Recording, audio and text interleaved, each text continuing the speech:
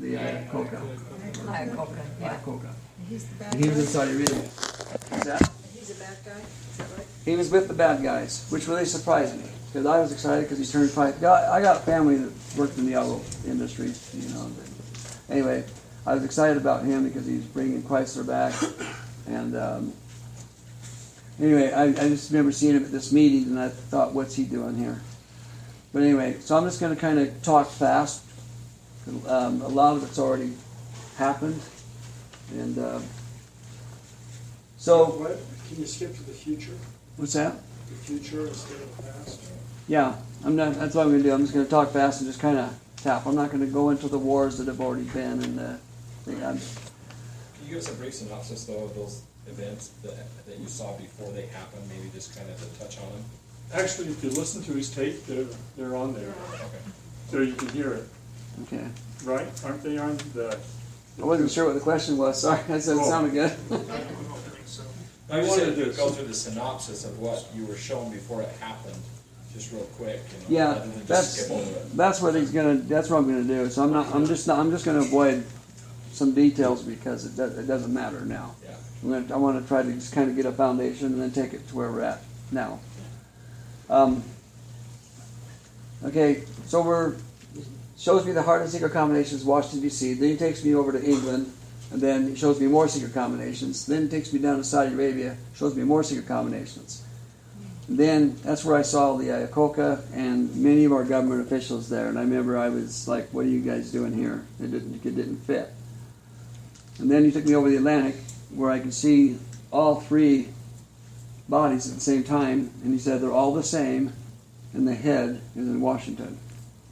So I saw that all 3, they're being led from our capital. Then he took me we went back over the Atlantic, just west of England, and we're looking down in England, and I see 6 dark, evil, just darkness, just moving at 6 different places throughout England. And then terrorism type activities just came out of that, and it sent the whole country into confusion. And then I saw an Islamic military and Russian equipment, Air Force and Navy, invade from the south. And then England called upon her allies for help, and next thing I know, we're standing in with Congress, and the call comes, and we don't do anything. Our government just sat there, listened to the call, and we didn't respond. And I couldn't understand. Well, why aren't we helping? This is our mother country and or one of our main allies. But we let them hang. France responds to the call, but before their military can get out of their western borders, they have a revolution that's so bad that their government calls the military back to police their own people. And then I saw war just spread throughout Europe, down into Africa and over into Asia. And then the next night, I'm standing over the Pacific, just west of California, where and I could see we could see Australia. From there into the Middle East, and then back out to North Korea, and that's where we were looking. And then an event takes place in North Korea, and I remember it was not a big deal, but our government made it a big deal and got the war drums going. And I saw that our military was spread out in the South Pacific and up into the Middle East. Then so they gather more forces here from the west, and then down to San Diego, and then they head up to North Korea. And then when our military entered into the international waters of communication, I don't know how they did it, but the communication was cut, where our military didn't know what happened to us, and we didn't know what happens to them. And then before they got the Korean waters, I saw communication go out of Washington, D.C. to Moscow, and it basically just said, now. And then I saw Russia, China, and several other nations attack us everywhere, not just in the Pacific. Everywhere we were foreign, and we were attacked. And our military that was outside the United States was overcome in 3 to 4 days. And then I saw Russia and China eventually come here. I don't know why, but it seemed like there was a 2-month. I don't know why, but it seemed like there was a 2-month span from the time that we were hit to the time they came to the coast. And so I'm trying to understand where that's coming from because it doesn't seem to quite fit. But that was what was in my mind when I came to. Did you see Americans stand up to that at all? I mean, to the invasions? No, What do you mean we were hit? when they Before they when they attacked our military out in the Pacific. Oh, okay. and about 2 and months. other, basically we get attacked out there before they came here. So when they come here though, Dave, you don't see nobody stands up for anything, or Am am I the only one? I don't understand that logic. Well, If it's I'm- because President Clinton's voice. Go on or not? President Clinton's voice was the one that came over the radio when the invasion took place. And he said, in order to save millions of Americans' lives, lay down your weapons. We do not have the military to resist this. We just, basically we were just told to take it. Nobody would listen to him anyway. President Clinton said this, even though he's no longer the president? Yeah, how do you make sense from that? Does, Because because he's that's the the one in president. authority. By the time Because we he do it, Obama, recognized, he would everybody's gonna recognize be that's the president. president, I think, right? He's, look how much power he's had just while Obama's been in. How many meetings has he taken over for Obama? He's still alive. They're all the same. Yeah, he's making some serious decisions. They're all So it the doesn't same. matter that it was Clinton or Obama or whoever? No. No, It but I was mean, Hillary, it it was was his, Hillary, she just had his voice. She's gonna They all have work that together. operation. yeah, He's recognized and trusted. It wasn't his voice, it yeah, was Lucy's. so. And so, Dave, what's the timeline like on that? Did you kind of get an idea? Did you give it an idea of that? I just saw that we would be spread out in the Middle East when it happened. That was the main thing that stuck out. And we would have a lot of force in the South Pacific, which Obama, 3.5 years ago, announced Asia Pacific military strategy. Don't worry, no enemies. It's all strategic, just strategy. Well, it's not. It's sacrifice. We're going to be sacrificed. What about the earthquake? It's a nation. What's that?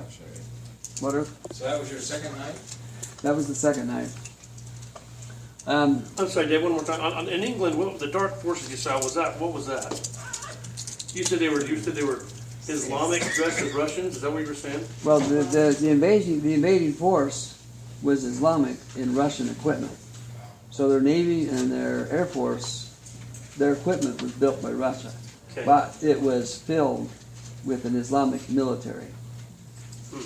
And I felt that it was more than one nation that I saw coming in, but they were all Islam. That's how I remembered it.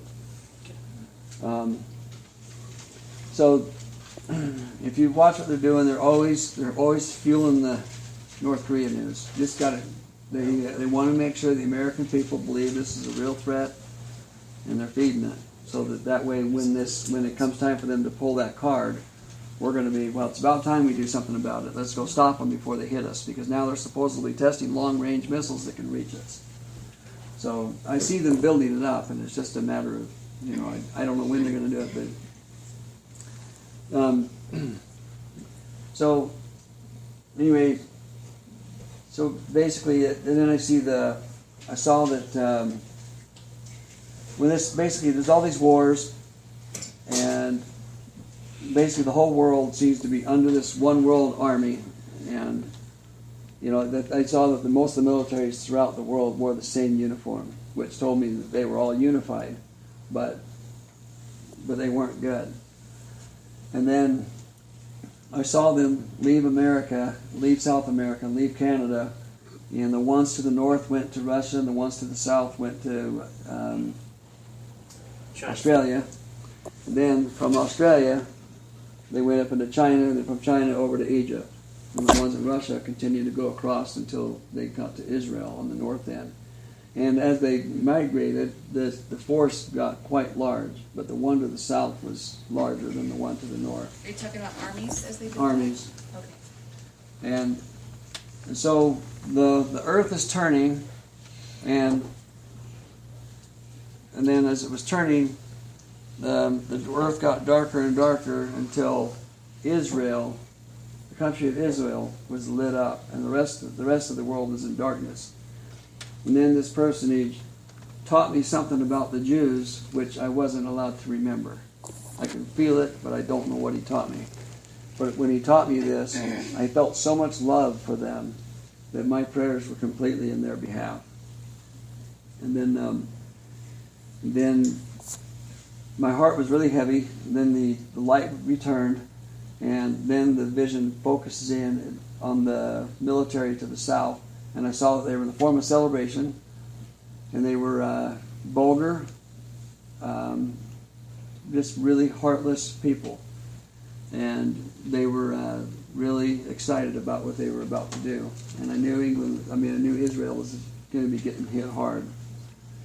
And then, while I was praying with a heavy heart, with the knowledge that I was given about about Israel, then he had me look up into the universe over the Atlantic, and I saw this light cut through the universe, and then the universe opened up, and I saw a military descend out of the heavens, and they stood just above the helmets, about a foot maybe above the soldiers on the south. And they had like a flaming type sword. That's the best way I can describe it. And they pulled it out in unison, and that whole military was taken out all at once. And I just remember there was a lot of blood. They were laying. It was like a shallow lake of blood. And then anyway, I saw that, and I was relieved for Israel, and I wasn't allowed to remember anything else. But so back here what I'm going to do is I want to kind of go into some things in Oregon, Washington, and the California area, and then I want to come here to the Utah area. I'm just doing this to get myself mapped out so I can speed it up. I want to get to the Zion. Can you throw in Idaho too, if you have any Idaho? I have. That's okay. Matter of fact, we'll start with the Idaho one. This is when I saw Idaho, I saw that anyway. Whether the Lord's teaching the principle here or whether it actually happens, I believe it's both. But it's both. They're both symbolic. When I was in Idaho, thousands of us as Latter-day Saints were tied at the stake, and we were being taunted, tortured, and burned alive. And now, in this experience, I'm tied at the stake myself, and I remember as we looked into each other's eyes, there was a lot of faith and love between us, and the spirit was strong.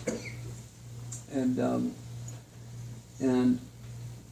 anyway, I remember when the tormentors came to me. They started off verbally, and then they went physical, and then they burned me alive. And I remember I woke up in my bed while I was burning, and here's a thought that was in my mind. That wasn't that bad. I thought it would have been more painful, and I thought the fear would have been more exceeding, but it wasn't that bad. And so I was kind of thinking, so this is how Abinadi did it. What Abinadi went through has always bothered me. Every time I read it, it's always bothered me. And then after having this experience through a vision or through a dream, I was, wow, okay. So it's not going to be bad. A lot of it's just fear of the unknown. Chalking it up, natural man. Here we go. We can handle it. Well, the next night, the Lord gives me the same experience. This time, the fear and the pain was absolutely unbearable. And I woke up, and my body had released itself. It was really messed up. My heart, my lungs, everything. I was struggling, trying to live. I woke up, and I was in the process of dying. And Do you live in Idaho? no, never did. Never been to Idaho. At this point, I'd never been in Idaho. What part of Idaho was it? I just knew it was Idaho. That's all I know. But there was thousands of us, and that were going through this. So, David, there's a scriptural reference that talks about those who die in the Lord, that death Has is no like sting. sweet Yeah. unto them. And so, that's what happens. So when I'm up, sitting up in my, laying in my bed, trying to get things to function, and still be in the pain, even though it's not happening. I'm still in the pain. The bedroom wall went white, and the light came through, and it reset me as soon as the light descended upon me. And then I was trying, and in my mind, the first thing I was grasping, what was the difference? Why was it so bad tonight? And last night it was nice. And the Spirit said, because the first night you were with me, the second night you were on your own. And here's what it pointed out. I had the opportunity, all I had to do was deny Jesus Christ. That's all I had to do. And I wouldn't have had to go through it. Both instances, the Lord showed me that I would not deny Him. But the first night I was with Him. The second night I wasn't. And that was the difference. And that goes to what he was just saying about that scripture. So, anyway, so that's why I showed Idaho, I don't know. I just knew it was Idaho. Okay, I'm going to start with Oregon, Washington, and work down. I've never been to Oregon, Washington at this point in my life, and we were gathered. There was thousands of us gathering along the west coast of the United States, and we were just north of the Oregon-Washington border, and I was in a parking lot, and I was looking down on the beach. You had to go several flights of stairs down to get down to the beach. And I was excited. We had our Soviet and our American flags going, and we're celebrating this great unification between Russia and the United States and the militaries. And we're going to have world peace. It was that kind of like a worldwide 4th of July type celebration. And anyway, when I got down to the coast and standing behind a bunch of people, and we were all excited. We were going to be seeing this massive navies and air forces doing all this, unison, like air shows and things. So that's what we were told we were going to be seeing. And then, as I was looking out over the coast, as I looked farther north, the vision opened up, and I saw into Alaska, and I saw a Soviet flag over the American flag over the capital of Alaska. And the first thought was, well, this ain't right. And then I felt a warning come over me that no, it isn't right, and you need to leave now. I was commanded to go now. And it was so strong, I just went. Even though my mind was like, but I don't want to. This is what we've been waiting for, have world peace. So I got at the top of the parking lot, at the edge of the parking lot, and I turned around, and I looked out over the ocean trying to understand what could be so bad. I didn't understand. And then my ears were open, and I could hear horrible, loud sounds that were more powerful than planes and ships. And then I knew, I had a feeling we're going to be under attack. And I turned around, and there was 20 or 30 other people. We didn't know each other, spread throughout the parking lot, but we all saw each other in spirit. We knew we were all getting the same message. And we all came together at the head of the parking lot, and then we crossed a highway, went through a canyon, and when we got up into the canyon, we got into a meadow, and while we were in the meadow, the earth dropped about 2 feet under us. You just felt it drop. And then there was a loud concussion sound, which really popped our ears pretty good, and then a loud explosion. And then we turned around, and I saw, from where I was standing, I saw 3 nukes from where I was standing, from looking north to south. And so... In Alaska. Huh? Washington, Washington, It's Oregon, Washington, Oregon area. I would say it was, I'm pretty sure Seattle and Portland were hit, and the one to the south I wasn't sure. But I felt that there was more going on than what I was seeing. Then this, so we stopped running because we figured we're not going to be able to outrun the radiation, this blast. And when it came, it went right around us. The earth and the sky and ourselves were untouched. And I looked back at the destruction to the west, and when I was looking through the canyon, I noticed on the south side of the canyon was very jagged cliffs near the top, and there was 2 angels standing there with their arms to the square. And I knew that God was preserving His people wherever they were. So Down in California, I was in the south side of San Francisco. I'm a little nervous. This might be happening next Friday. I'm supposed to be in this area next Friday. And so my hope is I hope this one's just showing me something in the future. Not because I've got a fear. I could do some heights, but what we do in this dream is I don't know if my heart can handle it. But in the anyway, we were in the south side of San Francisco, and the quake hit, and the power lines were just whipping, and the poles were just moving like, just whipping really hard, and power lines were snapping, and we knew a tsunami would be coming, and we needed to get out of there. So we got up to the Golden Gate Bridge, and it was pretty, jammed and stopped. So what we did is, the big pipe that holds the bridge up. Yeah. We got on that pipe, and we got up as high as we could, as quick as we could, Yeah. because we knew the tsunami was coming. And I remember, we saw the rise in the ocean, and then I stopped and I just held on, and the wave came over the lower part of the bridge, and it was literally pulling the bridge down, and it was really a horrible feeling, and with the weight of water that was coming on it, we didn't know how much longer the bridge would hold. But then I turned and I looked back, and it was dusk. City lights had been coming on, and the water was like 2/3 up the Transamerica building, and I saw some buildings gave way and went over, and some stood. And then I watched the wave cut across and go over toward Oakland, Hayward, and Albany, and I watched the city lights go out as it went across. And then, I woke up. It was pretty exceeding. That was kind of hard to. That was kind of a hard one to stay down for. It was nice to wake up, is what I'm saying. So see that it wasn't real. And did you say just before that you were wondering if it was going to be next week, or did I misunderstand? My wife? Next Friday. I'm supposed to. My niece lives in Davis, California. My sister, and it's another long story because this child came from a U.S. intelligence officer, and he confirmed to me a lot about what we're doing.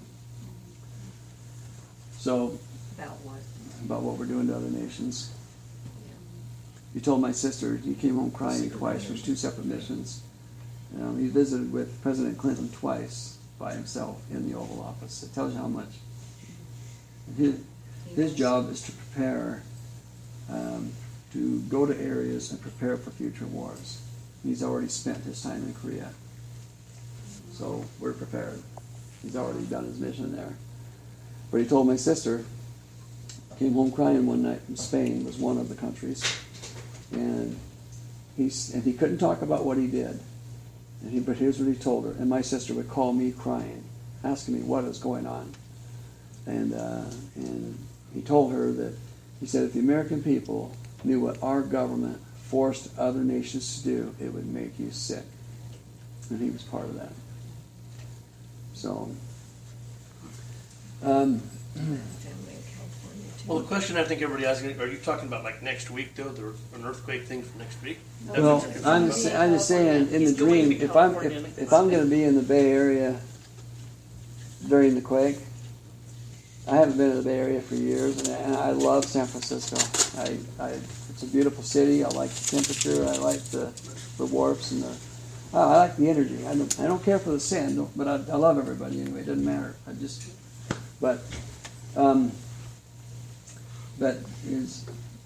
Anyway, I haven't been there for a long time, and usually when I go out to see my sister, we usually go to the Bay Area, and she really wants me to come out to her daughter's graduation because the daughter is going to be, her dad can't make it because he's stuck in Germany. Is it bedtime? No. No, keep going. I'm just kidding. You go ahead. I'm sorry. I was just having fun with you. I had no idea anybody was here. I was so stoned I couldn't hear anybody. just getting started, Teresa.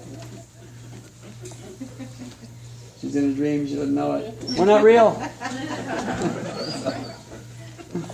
But, You got punked.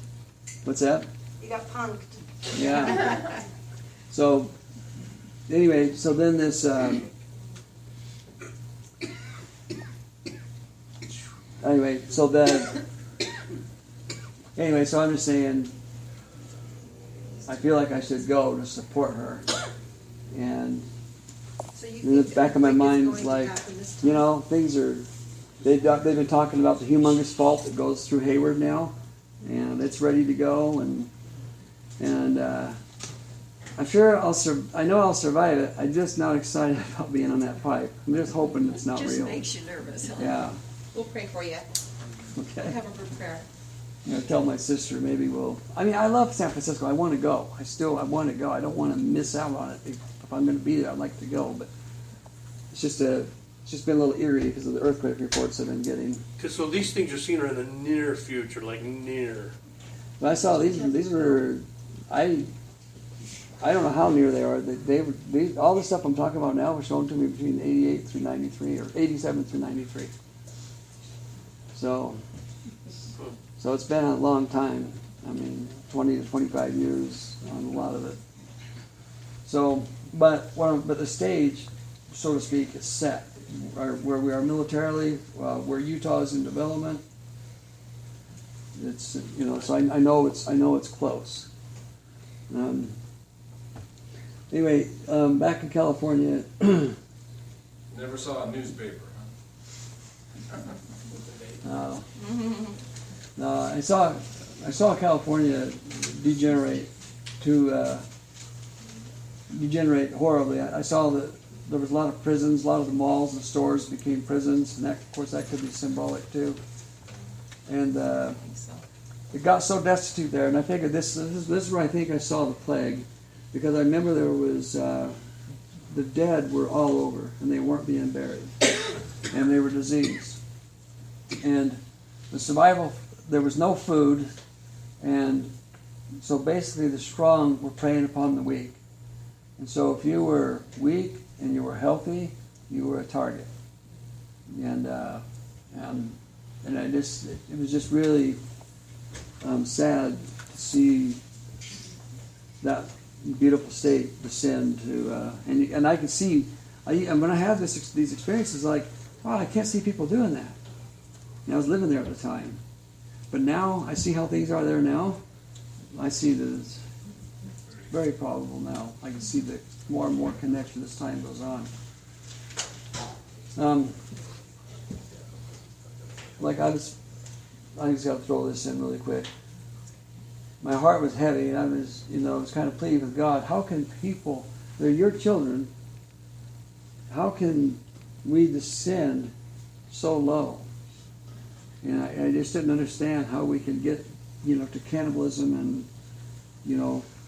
all the sick things that were going to be going on. And there's a thought that came to my mind. How would you feel if it were possible that if God and Jesus Christ were cast out and Satan ruled? Hopeless. It would be totally hopeless. And then he said, when the money system goes down, that's how it's going to be for a lot of people, because their gods are tied to money, and they're going to go into a hopeless state. And in that hopeless state, Satan will have power, and that's why they will do the things that they will do. A lot of them are going to do it out of fear. Some are going to do it out of fun. They're all going to have their reasons, but it doesn't matter. The fruits are going to be the same. And do we have an economical collapse during these times you're talking about?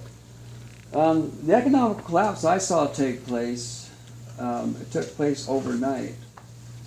And I just remember none of the ATM machines were working.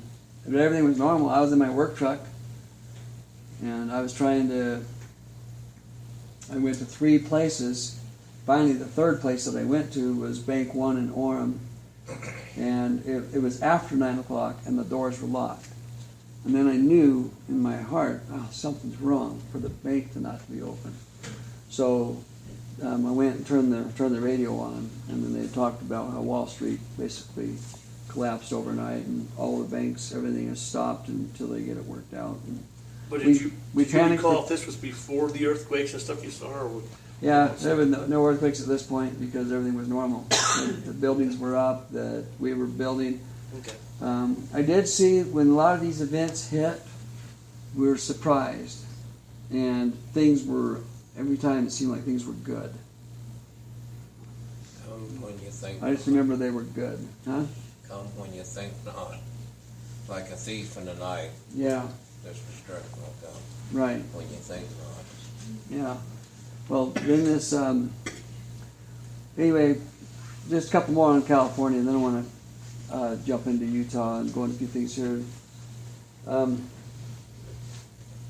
We were being, as saints, there was a group of us that was being chased through the Sacramento area, and there was 3 priesthood leaders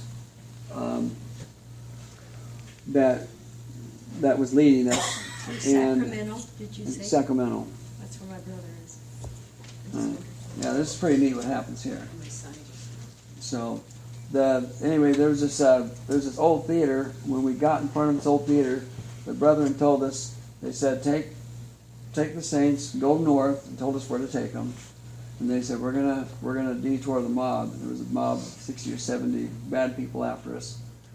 And he said, we'll get the mob, off, from chasing the saints, because the women and children were getting tired, especially.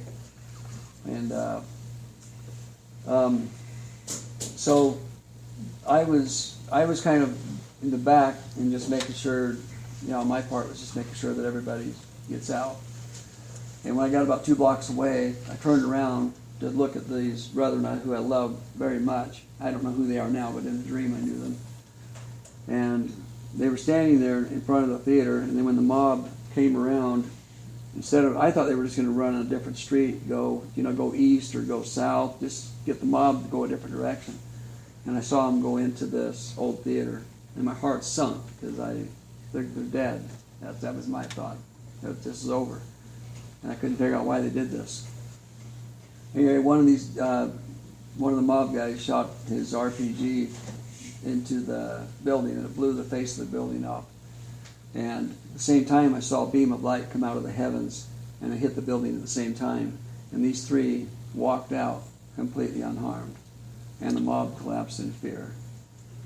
And then this next one, it looks like it took place in a town like Placerville. I don't believe it was Placerville, but it was a town like Placerville. And I was working on the south side of the town, just out of the town, but I was higher up. And I heard the people screaming and something, I hear people screaming. So I kind of looked through the buildings where I was, trying to see what was going on, and I saw people running down the main street of town. They were running west. And then I saw, water, probably 1.5, 2 feet deep, muddy waters coming in. So a flood was coming through town, and it caught people off guard. And then, for some reason, the dream at this point focuses on a young lady she had a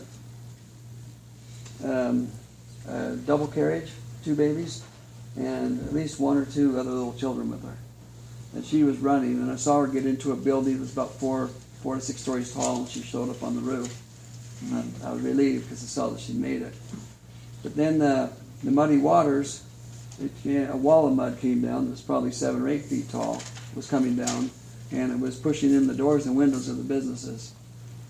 And so I was kind of, it was an overwhelming sight. And then, and a lot of people had escaped, had gotten up on top of these buildings. But then I saw the whole mountainside give way, and the whole mountain slid over and completely buried the town. Just crushed the buildings and everybody right over. And then it went from all this sound of fear and chaos to dead silence. And that was a real heavy one, and I didn't see really anything good or faith or anything come out of it. But I saw a whole mountain move and bury a town. And then, I went through after seeing many things. I went through a phase where I was wondering why aren't the brothers, this is Dave Warwick asking, so it's not where I'm at now, so don't get nervous. But in my heart, I was wondering, why aren't the brethren warning us? Why aren't they teaching us to prepare for these times? And I didn't understand. And I was getting to, I was going to church and I was being a little disgruntled, and it's like, why are we talking about the same things?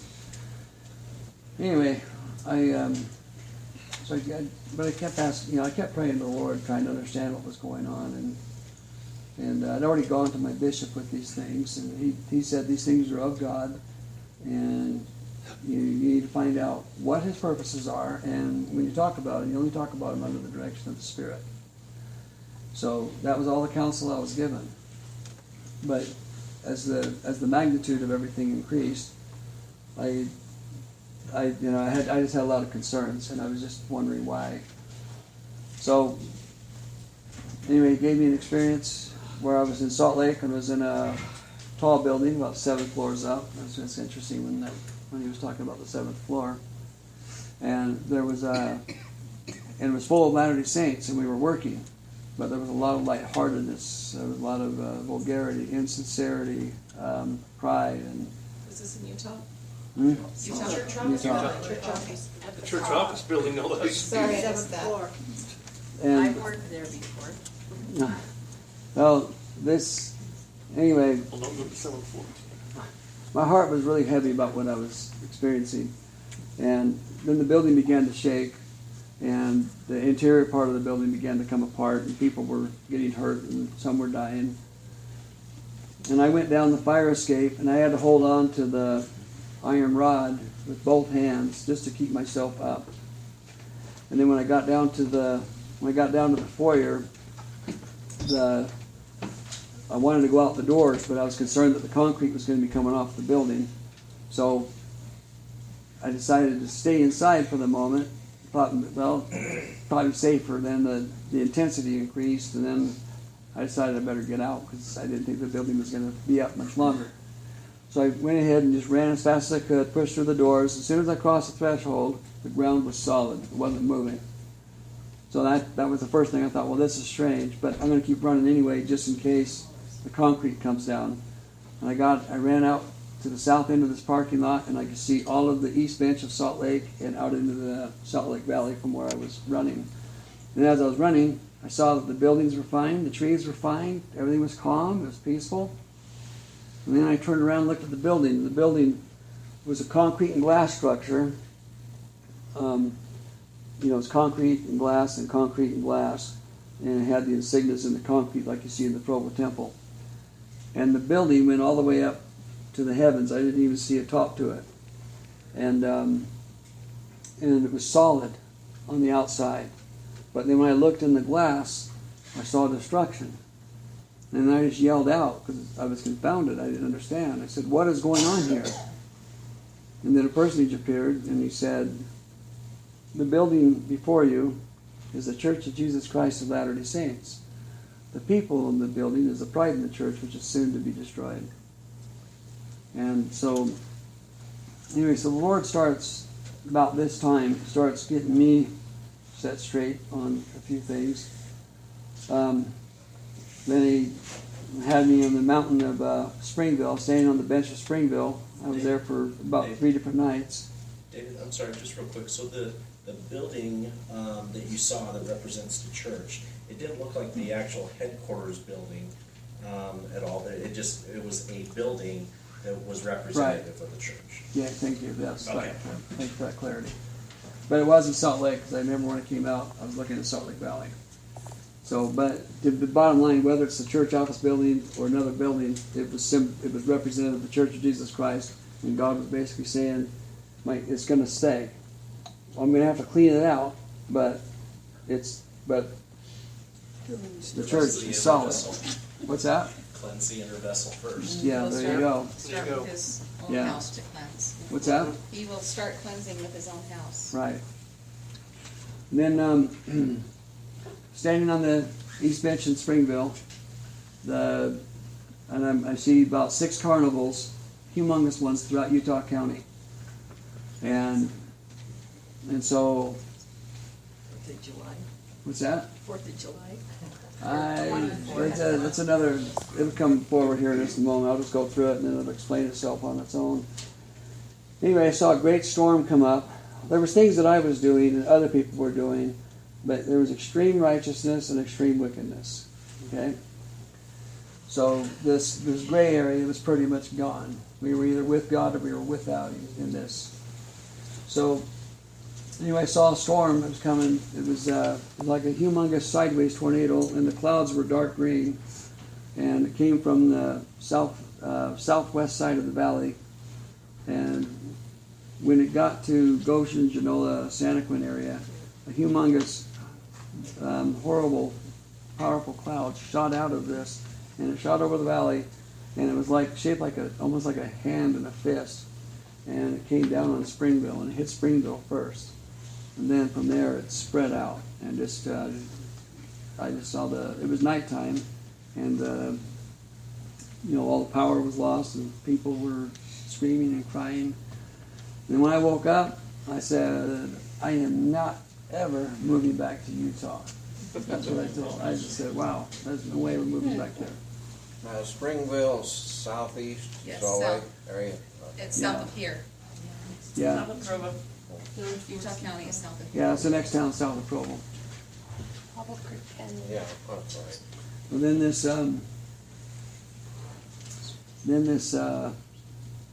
anyway, a few years later, I got compelled to come back here because Provo-Orem was the #1 area in the nation for economy. In California, we were suffering like a depression. So even our state government was in trouble there. And since most of my work was out of the Sacramento area, we were already affected by the national recession, but we had it extra bad because of the expensive cost of water meters, and because of the drought that we had had previously, and the government problems. So I decided to move my family back here. Carnival came up, and the Carnival came to Orem, and my children were just saying, Dad, let's go to the Carnival. And I said, nah, they're evil. We're not going. And my wife got really mad and said that I was infringing on the children's free agency, and their friends are going, and da-da-da. The next, okay, in the name of peace, we'll go. So we went Saturday night, and while I was there, I witnessed drunkenness, immorality, deception, taking advantage, drugs. It was just, I was sitting there going, wow, tomorrow's a Sabbath day, and we're in this pit. And finally the kids got sick from all of the junk and the rides, and they started whining, wanting to go home. And so I kind of rubbed it in their face as we walked out. I felt kind of bad about that, but anyway. But the next morning, the Lord gave me the same vision from my head in California, and just before I woke up on Sunday morning, the whole thing had played really fast, and then I saw what He was telling me. This area would become like that. We would be deceptive and abusive with our businesses, and take advantage of our neighbors, and along with all the other things. So I just anyway, I'm already here, and I learned that. And anyway, this next one kind of goes in a little more detail of why things appear to be not working so well. There was 6 of us in a car, and the guy that was driving was a general authority, and he took us to a place that was really green on the side of a mountain, and it was a cave, and he showed us records. And then the next thing you know, we're in a big church building, and there's a big meeting, like a regional or a state conference type meeting going on, and this general authority's up on the stand, and I'm really excited because he's gonna reveal these records. We got more records coming. And then while the meeting was going on, I heard all these noises of the world, just sports, tools, just things of the temporal nature. It was just really loud, and it was in the church. but I couldn't see where it was coming from. So I went out in the foyers and the halls to see what was going on. And the foyers and the hallways were just packed with motorcycles, wave runners, all kinds of music but it was all in the church and tools, equipment. Anyway, there was just a lot. I was like, what? And there was nobody out there. It was just all this stuff. And then when I went back in, the noise had calmed down and the general authority was speaking. And then I thought, okay, now he's going to reveal, And then when it came to the end of his talk, he hadn't revealed, and I saw that he was wrapping it up and starting to bear his testimony. And my heart sunk. I was like, well, why isn't he, why are we getting these now? And then I was given the gift of discernment at that moment, and I discerned, I want to say like 85% of us were not even in that meeting. We were there, but our hearts weren't there. Our hearts were on all those things that I saw in the foyer. And that's what was interference. It was, we're thinking about our work, we're thinking about our businesses, we're thinking about our sports, or recreation, or sin, whatever it may be. And then the Lord showed me and said, this is why you can't go forward. This is why they can't come out. If we're not honoring what we've been given, and our hearts were hardening, and we were set on the things of the world, even though we were coming to church and doing our attendance and going to our meetings and taking the sacrament, our hearts weren't right, and that's what the problem was. And then this next one, I'm in the scout camp. We hear a loud explosion, and we know it's from the earth. And we ran through the trees and went to the edge of this mountain that we were camping on, and I saw two great valleys that kind of connected. The south end of one and the north end of one connected, and there's a volcano that was erupting in this valley, and then this valley closest to us on the north end, the ground was dropping down as the south end of the other valley was rising up. And then I saw a humongous dead tree, but it was beautiful in its shape. It had the structure, and it was a large dead tree. And I was looking at it because it was just kind of strange to see it sitting out in the middle of this valley. And then I noticed some movement, and there was a man holding on to the tree, and he was crying. And I looked at him and I thought, you know what? The valley floor is collapsing, and it's coming toward that tree. And I'm thinking, why are you staying here? It's dangerous. And I couldn't figure out why he was all emotional and he was holding on to this dead tree. Well, finally the pit opened up big enough where the roots were exposed, and the tree fell over, and he was holding on to the tree, and it pulled him with it. Next thing you know, I was pulled in from where I was, and I went down to the bottom of this pit and watched him and this tree come down. And then I was looking at him, looking at this tree, and I'm a little beside myself because I'm trying to understand what's happening. And then the ground started vibrating underneath me, and then I watched a lot of the ground just open up. And it's going to sound gross, but it wasn't. But there was many bodies of very successful men and women. They were very wealthy, they were very wise, they were really renowned. And I'm sitting here looking at them and trying to understand, who these people were and what that tree was. And then eventually the sidewall of the pit opened up and the lava spewed in and started consuming. And then I woke up. And that tree, I thought about that. What does the Lord say He does with the dead tree? Hewn it down, right? Burn it. And so He talks about the abiding in the, He's the vine, we're the branches, we abide in Him, we'll bring forth works of righteousness. But if we don't abide in Him, then our branches, we die off. And so to me, that tree was symbolic of dead works. Works without faith, or just non-profitable, not that was in God's eyes. So anyway, I'm gonna go back to where this is where the last place the angel brought me when I was having those experiences.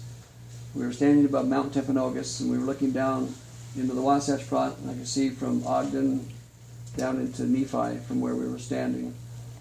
And he asked me, he said, "What do you see?" And I said, "Moving trucks." We're communicating just in our hearts. We're not really talking, but then I see moving trucks. Seems to be a lot of people moving at the same time. And then I asked him who these people were, and he said, "Behold, the purest of the saints." And I noticed once they were gathered up and once they were out of the valleys, that everything was fine. There was nothing wrong. Economically, weather, earthquakes, there was no reason for all these people just to be up and leaving. Then I could see. But I knew they were being directed by the Spirit. The whole thing was orchestrated by the Spirit. That's what I remember feeling. And then, but I also saw there was an order just because of all the trucks.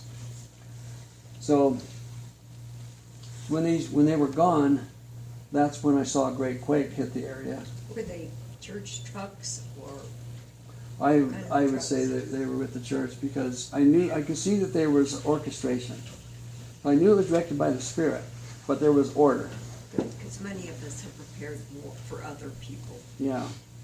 Well, I saw 2 exoduses. This is the first one, and it was very small So compared it to the wasn't by second the one. prophet then, the Spirit was guiding them to go.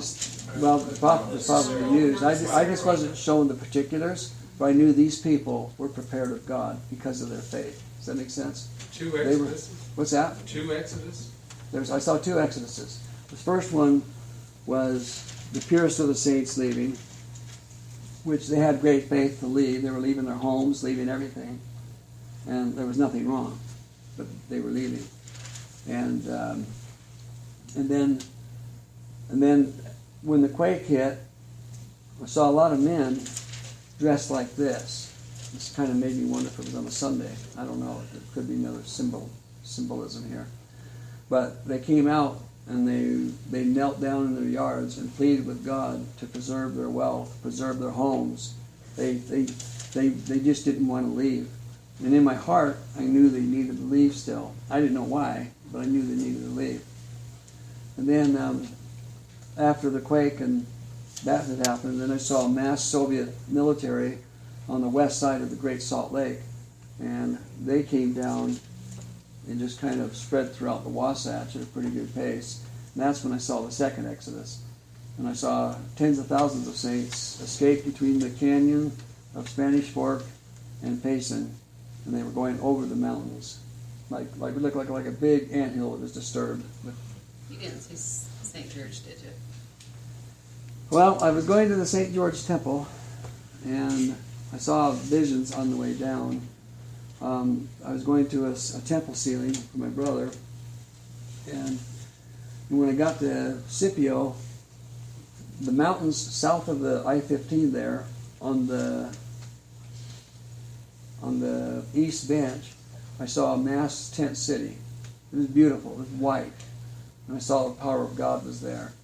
And then I saw another one on the north side of Fillmore, and then I saw another one in Beaver. And I knew... Is the Dairy Queen still there? What's that? I hope it is. I grew up on Dairy Queen, so... Stop every time. Yeah, I do, at the disgrace of my wife. She can't stand it. But this is so stupid, eating healthy, now you gotta stop and eat this? Sorry. So the furthest you saw was Beaver then? What's that? The Furthest I you saw was Beaver. You didn't see anything in Sanpete County, did you? That's where the people were going. They were going to San Pete. And whenever I go to San Pete County, I feel a different spirit there. I feel it all through Ephraim up into Fairview. You mean a good spirit? Good spirit. What about Salem, and then we'll hit this area? Salem? Yeah, Okay. Yeah. because I heard part of it becomes an island and part of it gets destroyed. Yeah, I saw some really bad stuff here. the water that comes into this valley is horrendous. I saw our freeways underwater, and You I mean saw- this area? Right Yeah, here, Utah it's- County. yeah. Matter From of the point fact, of the mountain down, what's that? from the point of the mountain Yeah, south. one of them. One of the experiences. Okay, this is a symbolic dream. I saw mass amounts of trees, like logs, from like north side of American Fork, all the way up over the point of the mountain and well into the south side of Salt Lake County. And when I woke up, I knew it was destruction, and I felt it was a quake that did it. And I've learned since that there's a fault line that goes through the point of the mountain, and it connects to the Wasatch, and they're saying that either one of them will trigger both of them, so that area is going to get hit extra hard because we're going to be getting shock waves, going to the west as well as going north and south. And so The trees and the logs were going from where to where? the what? The trees and the logs were started from where? Oh, from north side of American Fork all the way up into South Salt Lake was pretty much. What'd you say about Devastated. Saratoga Springs? I saw a big ledge of Saratoga Springs, just a big hunk of town along the lake. I saw it literally just drop way into the ground, and Utah Lake went over it. Yeah, that's what I thought, it would flood. And I've learned since from a preparedness guy in Saratoga. I don't know if I should say his name. This guy is something. I'd move to Saratoga just for his Say his training. name, because we're really thrilled about those of us there that are preppers. Saratoga's you are very good. big preppers. I want to know this guy's name. I live there. Yeah. Okay. Well, you're on the other side though. Yeah, I'm on the You're- This guy, it's Joe Galloway.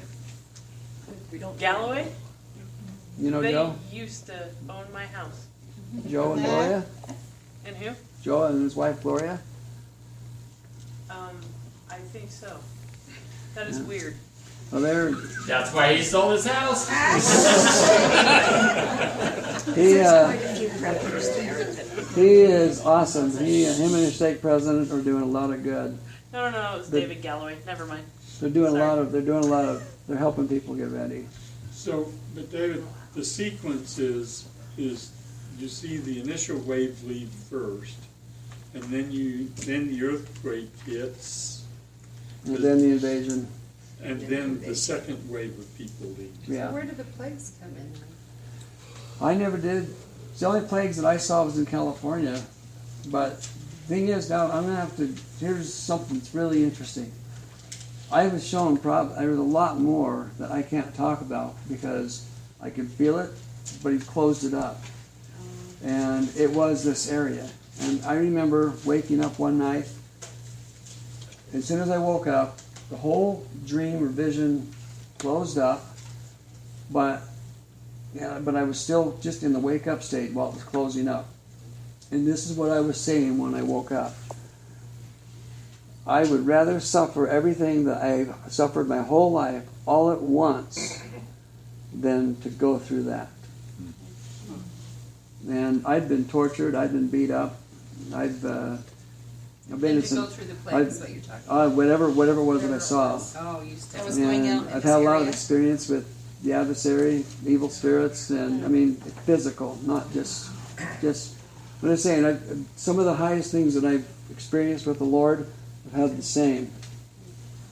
And so I'm just saying, whatever it was, I was telling the Lord, I would rather go through everything I've suffered in my life all at once than to go through that.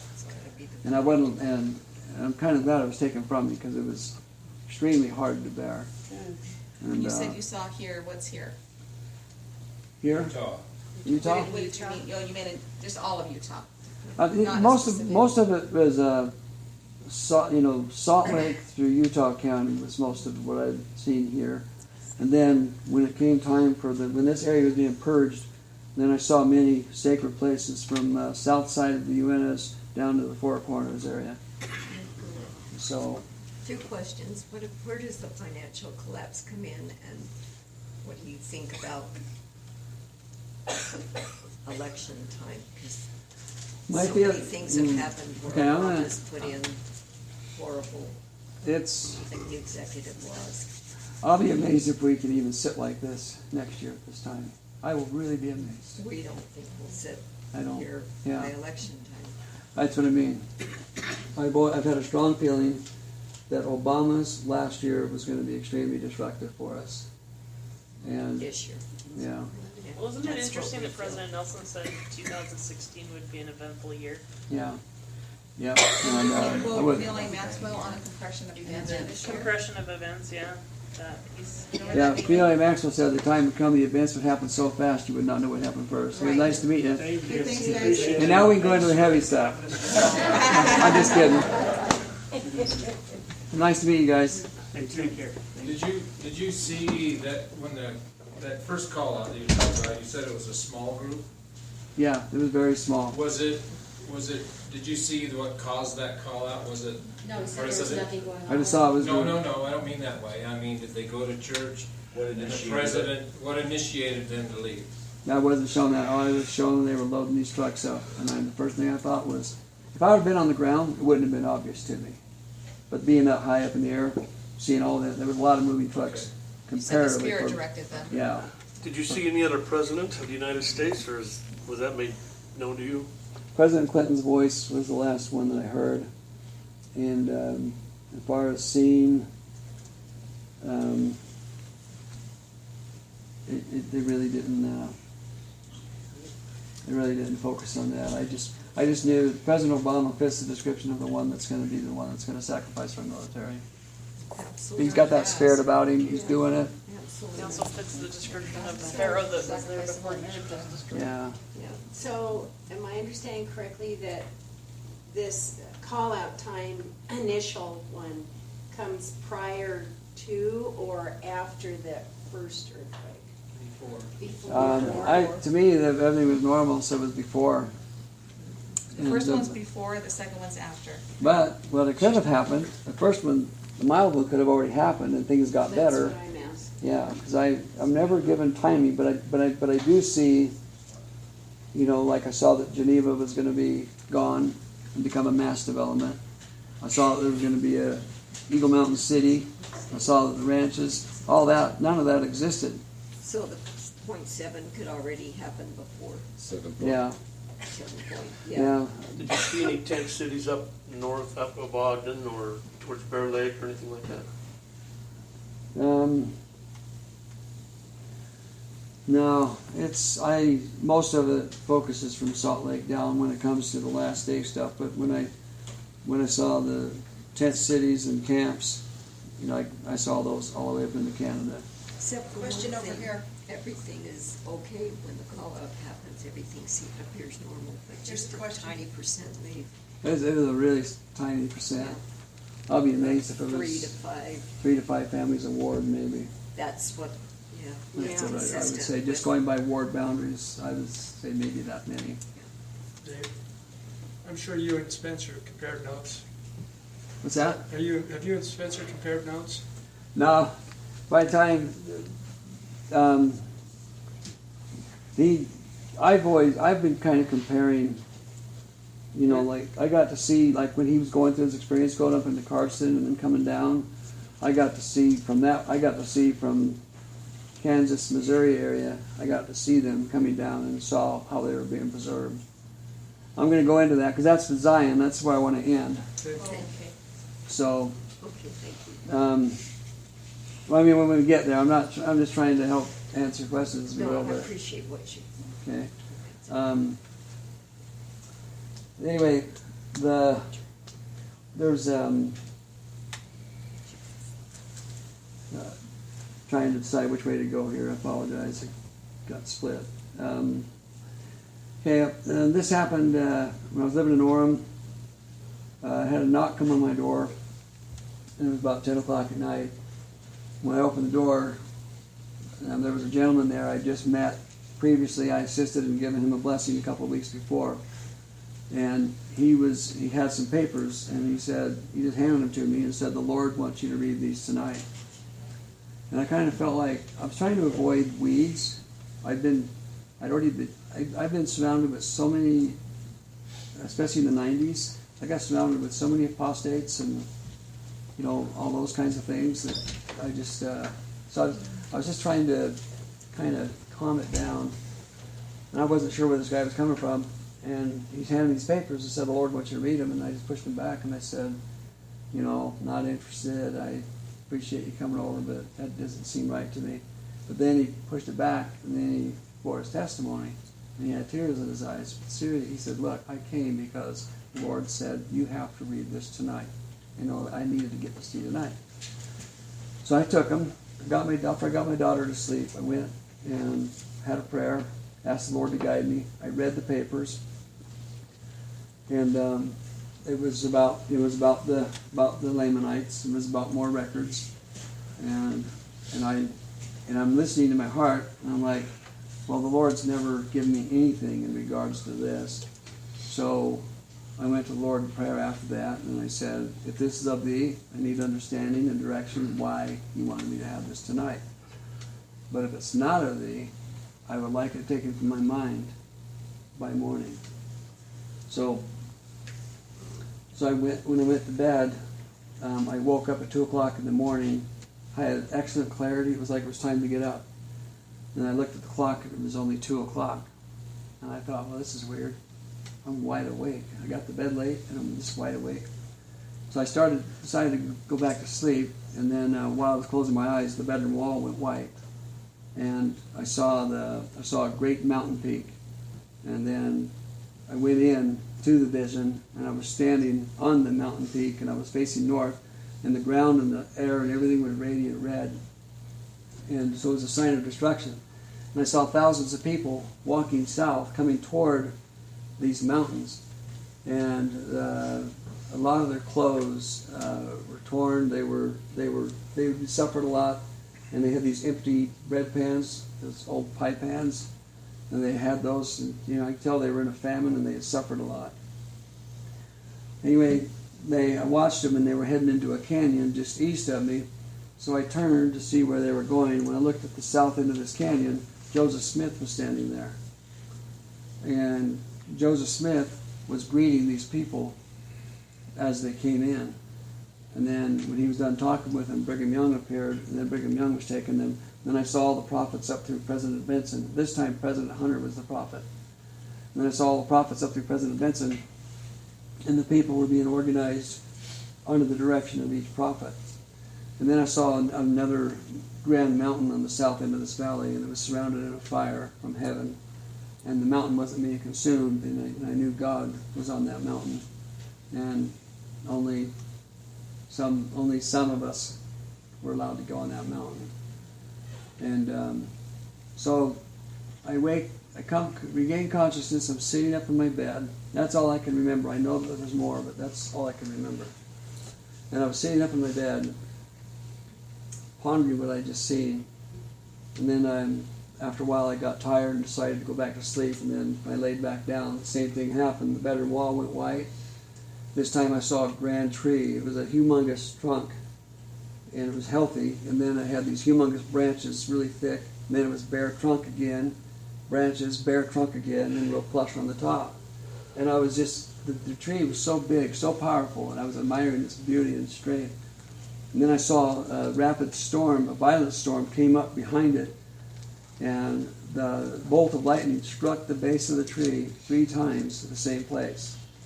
The next thing you know, I'm pulled into the vision, and I'm down in a ravine, and it's raining, and it's really muddy and steep. And I'm trying to get out of the way because the tree is falling over right where I was. And then a voice called out and said, "Be still." And so I stopped, and I turned around, and the tree just fell on me. It didn't hurt me at all. I was standing inside the tree. And then what was interesting was when I got up in the morning, my wife grabs my arm. She never got up that. I always got up around 5 or 5:30 so I can read and do all those things before I went to work. Anyway, she grabbed my arm and asked if I was okay. And I said, "Yeah, why are you asking?" And she said, "Because I woke up and I felt very, very disturbed. And I went to wake you, and a voice called out and said, 'Do not disturb your husband.'" And then she said she felt the presence of Polynesian spirits in her room. And that was interesting. She identified Polynesian spirits. And so, anyway, so that's when I started. I find myself down in the Four Corners in the Spirit, and I was feeling the sacredness of the area. I didn't know it was sacred, but because of these experiences, I know. And I heard children laughing. They were really happy. Oh no, wait a minute, back up. There was all of a sudden a Lamanite girl appeared to the west of me, a little north. So it would be Utah. And she was probably 9, 11 years old. She was in a white dress, and she was just beautiful. And her spirit was powerful. She had a really deep soul. And she puts her hands out and she says, "Welcome to the Four Corners." This is how I knew it was the Four Corners too, because this is what she says. And then she reached out and she took my hand, and she walked me. We went west, and then I heard all these children. They were so happy. And then I saw this humongous playground, a wood-structured playground, and it was just covered with Lamanite children. And they were all dressed in white, and they were so pure, so full of love, so happy. I mean, I felt like I just walked into heaven. I mean, I really enjoyed it. I didn't like waking up from that one. That was so peaceful. So, trying to think if there's anything else I needed. Oh yeah, one more. This was a pretty recent one. I was up in the mountains with my Down syndrome boy and a few other family members, and we were at some resort, and something was going on that we were a part of, and it was filled with really, really wealthy people. And I'm not saying I was wealthy. I think I was one of the servants or something. I don't know. Or maybe their contractor. I'm not sure. But anyway, there was a seminar going on at this resort, and my son, my Downs boy, it was time for him to take him out. He needed a break, and so I took him out hiking, and we hiked north, and we went up the mountain, and we came up into this saddle area, and we were looking down into Salt Lake City, the north part of the Salt Lake Valley. And then we saw a great storm come in, and there was about a dozen tornadoes, and there was a lot of destruction, fire, and we quickly ran back to talk to the people and let them know what was going on. And then I forgot, wait a minute, my Downs boy can't run, and I felt bad because I took off on a sprint over some rough stuff. I turned around, and he was keeping up with me fine, and he was his tongue was loose because he doesn't speak really well. And he looked right at me in total awareness, and he said, "Dad, don't worry about me. It's okay. Let's keep going." And we spent it down, warned everybody. A lot of them got in their RVs and stuff, and we tried to tell them it's not safe going down there. I had a bad feeling that this wasn't the end, of what was going on. Anyway, a lot of them went back down. And then just fast forward to that night, there's cabins and tents, and we're staying near that area, about where me and my son hiked to. And then an earthquake hit, and the pine trees were swaying really good. And so I was kind of close to the saddle, so I just went ahead and looked over to see what was going on in Salt Lake. And it was horrible destruction. And then I remembered as I looked south, I wasn't allowed to remember, when I looked south, I said out loud, so this is what Spencer saw. And then I felt him, and then I knew that I would be seeing him again. And so, then, I'm sorry, do you know where you were exactly? Was this like in the Cottonwood? You know what? I've never been up there in my life. And, but now, my business has changed. We're involved in some pretty there's some extreme wealth. So, well, if that's actually going to happen, it's probably going to happen soon, because I do get invited to things like this.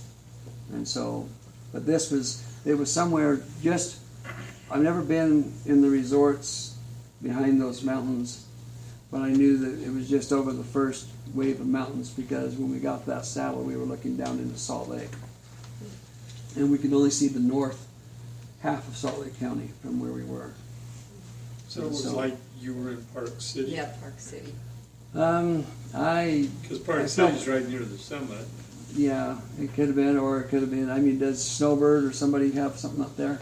That's great, Will. Yeah. So, anyway, here's where it gets. This is where it gets bad, though. It hasn't bad yet. This is where it gets bad. Oh, I hear people screaming again, and they were east of me. So I hiked up through the trees to go see what was going on, and there was just a nice pressed dirt road, and they were running to the south, and then and I didn't know what they were running from, and so I just thought I'd be stupid, I guess. I'm going to find out what's going on, and I really regret it, because the consequences were great. So I stayed there, looking to the north, trying to understand why these people are running, and then I heard good-sized engines. I saw lights in the horizon, and then these buses came over, and they were like red, white, and blue. They were bright. They were like symbolic of hope.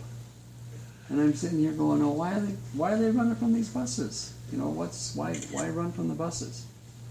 So anyway, so I was watching these buses.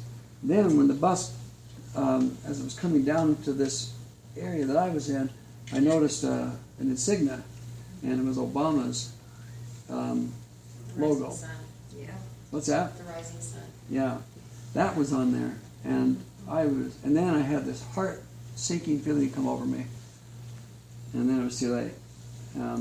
The doors opened up, and soldiers were just going around really fast and gathering us up. And next thing you know, we're in this camp. It was horrible conditions. FEMA camp. I would call it a FEMA camp. And anyway, the conditions were horrible, and they intended to be horrible. And then what was worse, the worst thing they were doing is they were playing this most horrifying, brain-scrambling music. I mean, it was horrible. You couldn't even, it was difficult to pray, even in your heart. And they kept it going through these loud PA systems. So is rap music then? It was worse than rap music. I never heard it before. I was just glad to wake up. But here's what was interesting, is I found a way into this trailer where the music was being played out of, and the guy that was playing the music was pretty messed up. But here's what was disturbing. There was a man behind him in a suit, and it was somebody that we trusted dearly. And here's what when I saw him, I said, we trusted you. And then I woke up. Mitt Romney. No, because I already didn't trust Warren Natch. What about Mitt Romney? Or Illuminati. Has anybody joined Defending Utah yet? What? Defending Utah. They're taking on the secret combinations in Utah. Really good people, very gospel centered, scripture backed, and anyway, they go into the history of how the secret combinations have taken Utah and who's in it now. And Patches.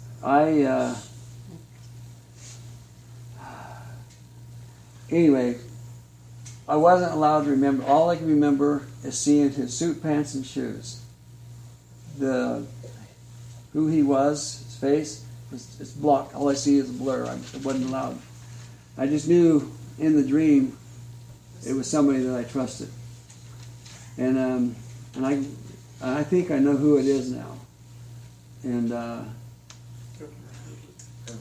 what's that? Herbert. I think it's somebody more trustworthy than that.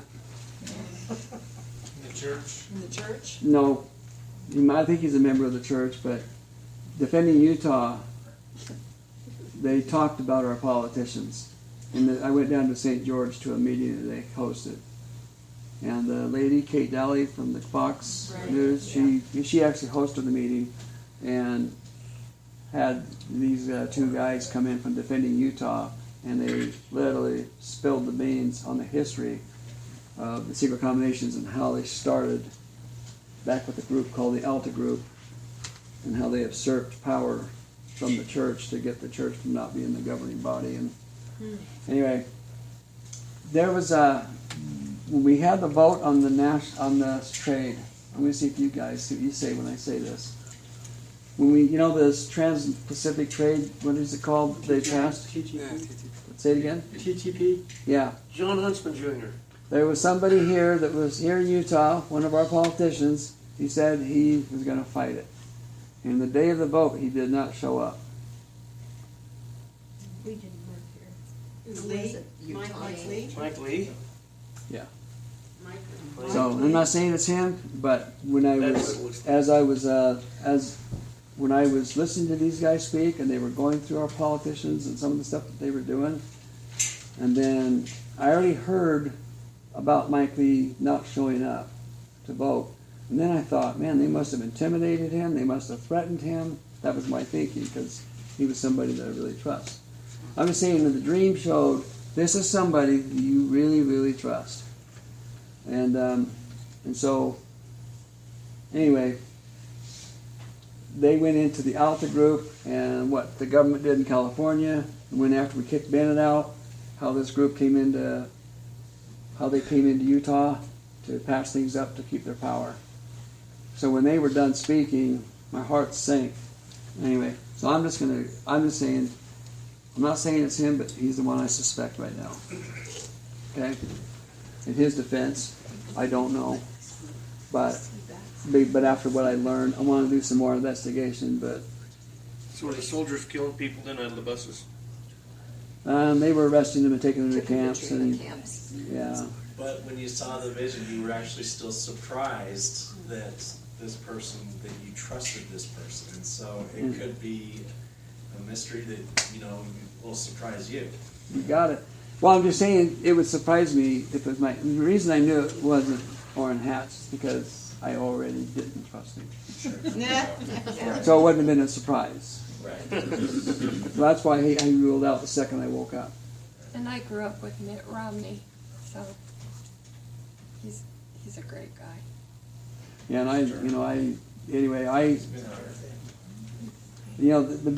these. I mean, you think about you look at the brethren. Or there's like this dear sister was talking about tonight, how the church leadership in that area, all that opposition that hit them.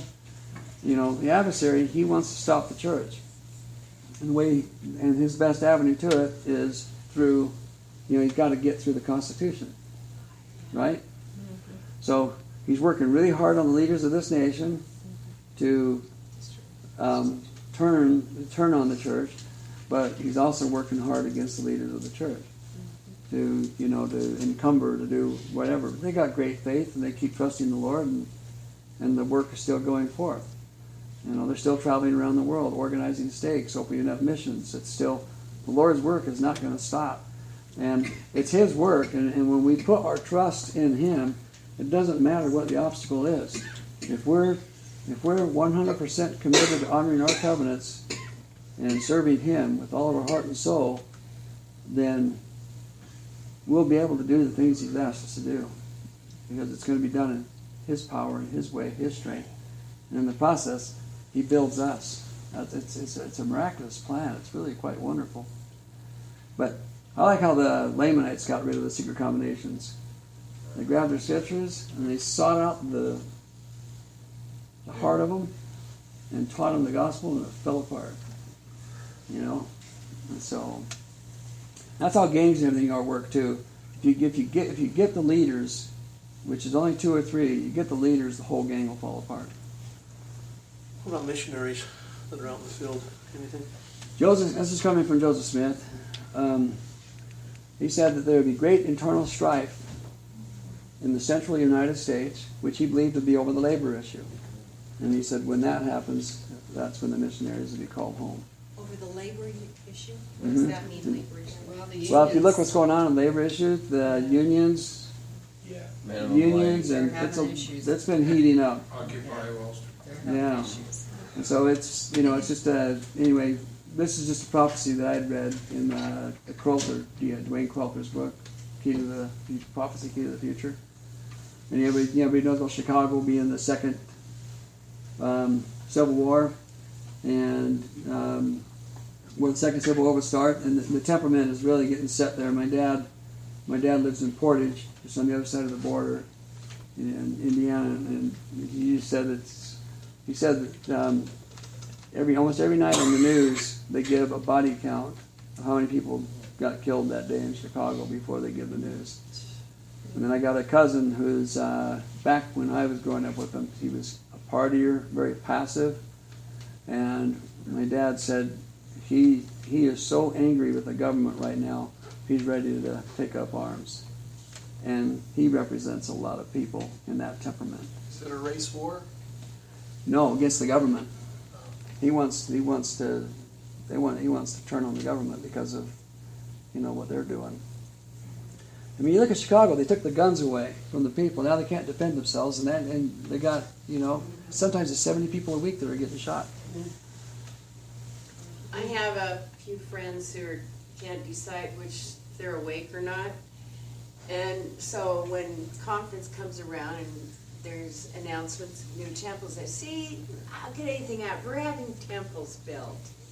And I thought to myself, yeah, well, gee, think about Kirtland. Well, the Lord said when He comes, who did He say? Blessed is who when He comes? Those. What's that? Children of light. Children of light. He said, blessed are those that are found doing the work that He asked to be done. I can't remember how it was worded, but it was in the New Testament. And that's the key. If our sleeves are rolled up and we're busy building His kingdom, I'll give you an example. The Lord gave me this. This is one of the humble pies that He gave me. Back when I was in California and I started questioning if the brethren were awake, I had those stupid thoughts. And so anyway, I started my business as a general contractor out there, and I had 20 employees. And within a few months, I had an excellent reputation. And then the work, I couldn't keep up. The work was just coming to us. And then I kept hiring people. And then after a while, with all the drugs and all the stuff that came in with that, my reputation was toast. And then work went the other way. And I went to the Lord and said, I was planning on making all this money, retiring by the time I was 40, be able to serve Thee full time. Why did this happen? You know what He said to me? He said, now you understand my work. No. Because I hired people, and I put one guy who was a returned missionary, and I thought he could be trustworthy, and he turned out to be a drug dealer, and my trucks were being used to do drug runs out of Modesto. To make a long story short, we had drive-by shooting threats. I was IRS, Workman's Comp, Sheriff's Department. I was being hauled in for questioning for this or that. And like I said, I went from having a reputation as this awesome builder to, man, he's running a drug ring. He's all this stuff. And we were spread out from Sacramento to South Lake Tahoe. And my heart was crushed because I was helping my mom who wasn't getting child support. I was helping my brothers and sisters learn trades, and I was getting people off of drug rehab. I was like literally making Zion out of my business. And it all just collapsed. And so when I was praying to the Lord about it, He gave me, because I kind of had this attitude about His work and about us as saints, and house never worked. It failed in Missouri, it failed in Kirtland, it failed in Nauvoo. Anyway, so He let me have my own experience and taught me a lot of insight that, even though it's still your company, you're still Dave Warwick, and you still do good work, but you had a lot of people misrepresent you. And, no. Wife's calling. Oh. Yeah. Dave, let me ask, how much longer do you think you're gonna be talking? If I just talk about Zion, I can be done. And Talk about that. But that's only a few minutes. I was just trying to get an idea for, Yeah, no, it's okay. It's time. I feel like we're all winding down. I know I'm starting to struggle. So, Sit down. yeah, maybe that's a good idea.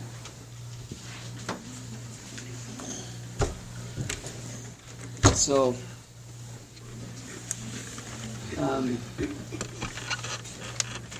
okay, there was 20 of us, and we were in the west. We were in the eastern part of Kansas, and where we were was kind of hilly, and we were laying track and digging tunnels, and then two guys came in that were really wicked, and they demanded to see our leader. So me and my companion that I was working with, we took them back to the camp that we were staying at, and anyway, these two wicked men breathed out a lot of threatenings, and then they dropped dead when they were done, and it was because of the power of the priesthood. And then I knew in my heart that things were going to get really bad. So we went back to work, and then I was lifted up, and I saw the eastern United States up to the Missouri, and there was great anarchy, great mob rule, and there was a lot of pillaging and a lot of abuse, and the survival for the fittest. Whoever was the strongest was, that's who was. And there was multiple groups. There was more than one. Anyway, and I just saw that our country was just, it was just lawless, and I felt this heaviness, and then I could feel it was in South America, and I could feel it was in California, and I could feel it was up in Canada, and then I was placed back down, and we were working. And then we felt the darkness gather around us, and we had to pray and sing hymns to have the strength to be able to do what the Lord was having us do. And so while we were singing these hymns one day, we heard other voices singing the hymns, and we ran up to the hill to go see who they were, and we saw a migration of saints heading south, and they were east of us, but they were heading south. And there was a light that radiated 3 feet from out of everybody and went up into the heavens. And they were singing the hymns, and there was angels in the clouds that we could hear singing with them. And then we saw the mobs come down upon them, and then as they come upon the saints, as soon as they got within the light of whatever individual they were going after, they either dropped dead or they dropped their weapons and joined them. And so, anyway, and then I looked up and I saw other groups of saints. I was looking up into up to the Canada United States border, and then I saw all the side of the Rocky Mountains, and there were groups of saints coming out, and they were coming down and gathering. And then the next thing you know, we're in this humongous building, and this priesthood leader was directing it, and it was a fast and testimony, or not a fast testimony, it was a testimony meeting, and people were bearing testimony of Christ, of their deliverance, sufferings. It didn't end it. They were so full of hope, and they were so pure, so clean. And I was leaning up against the east wall, south end, and on the south wall were these great big doors, and they were locked up, closed. And anyway, I was taking a break and just enjoying the spirit of this meeting, and then I heard a rumble outside, a really deep rumble, and I knew something bad was happening. And then I heard people crying out and asking for help, and I wanted to open those doors, and I knew I couldn't.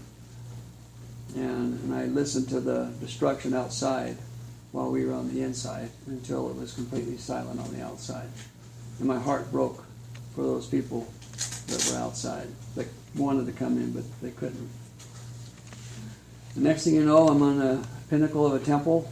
I'm working on it, and from where I was, I could see 12 temples from where I was, and I just remember the buildings were just magnificent, majestic, beautiful, and then there was like a trumpet sound that we heard, and then we all quickly gathered. And I don't know how I got down. I know it wasn't on the inside, but somehow I was on the ground really fast. And we were embracing each other. And we had every form of good character. We were pure, we were clean, we were honorable, we were noble, we were courageous. There was absolutely no pride. And we were completely united as a people. And I remember what we became as a people, to me, was more beautiful than what the buildings we were building. And then when I woke up, the feeling I had was the reason we were rejoicing when that trumpet sounded, that was Jesus Christ coming to visit the city for the first time. And so, anyway, there was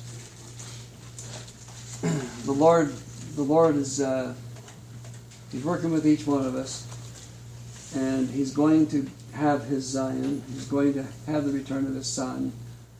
And if we just apply the parable of the sower and get the good seed in our hearts, get the bad seed out, and receive the, get to where we can bring about good fruit. That's what He wants. He wants us to do good and be good, and be a blessing to each other and to everybody. And He wants to be our God. He has so much that He wants to give us. And I know that what God does with us, He works according to our choices and the faith that we exercise. And I leave that with you in the name of Jesus Christ. Amen. Amen. Thank you very much. Thank you. Thank you. Do anybody have any last questions? When are you coming to St. George next? I have a lot of people that need to hear this message. We go down. I haven't done any firesides down there, but we go down there about 3 times a year. Well, if you ever want to, I have like 30 people right now. Maybe there's no time. There might not be time, yeah. Time grows short. I have a question. Do you have any idea of what your mission is for these end times? Anything that you'll be doing, or? I saw that. Yeah, I saw that I would be involved in the redemption of Zion process. In what, I'm sorry? In the redemption of Zion.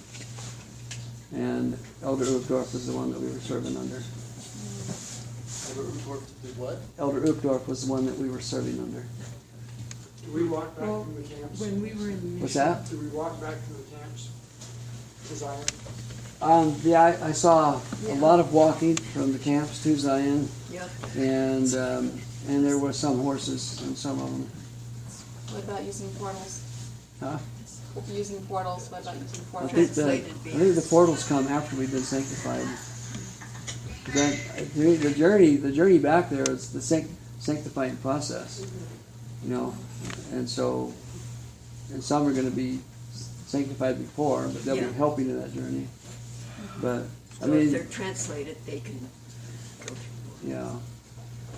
And anyway, I saw many nations and saw many things, wars and disasters, but we also saw, the Lord's work and how He preserves His people and gathers His people. And this earth becomes a really, really beautiful place. No fear, no darkness. I was interested in one of your comments. 2 or 3 days ago, we was visiting with real good people, and I don't remember what the meat of our conversation was, but one of these 10, 11, maybe even 12-year-old girls says, I had a dream last night. She says, I dreamed that we was coming home from somewhere, and the army was stopping everybody and looking for their temple recommends. I saw checkpoints. You see the stoplights that they put on the freeway exits or on ramps? Right. But way before that, I saw the time come when a lot of our exits and on-ramps were going to be checkpoints. It's just all they're going to have to do is come and add the gate. There was something that was just presented in the last day or two where President Obama got up and gave a speech about how he believes we should all have disaster preparedness kits ready to go. And that there's an app that you can get onto to find out the closest FEMA camp. He wants us to know where the closest FEMA camp would be for where we are to get there as soon as possible. Pleasant idea. So he's actually saying it's good to be prepared. He's planting the, But yep, then come on Yeah, and I see read us it at the camp. yeah, So we can Very take all your frightening. goods and feed everybody there and torture you. yeah. It's The Pied that, Piper. that is interesting. 'Cause That's a it's- good. so you can see what they're doing. They're planting the seeds. So as soon as they start initiating their evil plans, they're gonna. Yeah, did you ever watch the film strip on Yugoslavia about how they gathered up the Jews, the Gypsies, and one other The people? retarded, the gays. And what they did is they set up these camps and they said, "Come, and we'll take care of you." And they create these situations in the country, and it what flushes they the people out. That's FEMA. And there was like 700,000 people. They show them they're on foot and they're running into these camps. And We'll then feed you. they start showing the rows and rows of dead bodies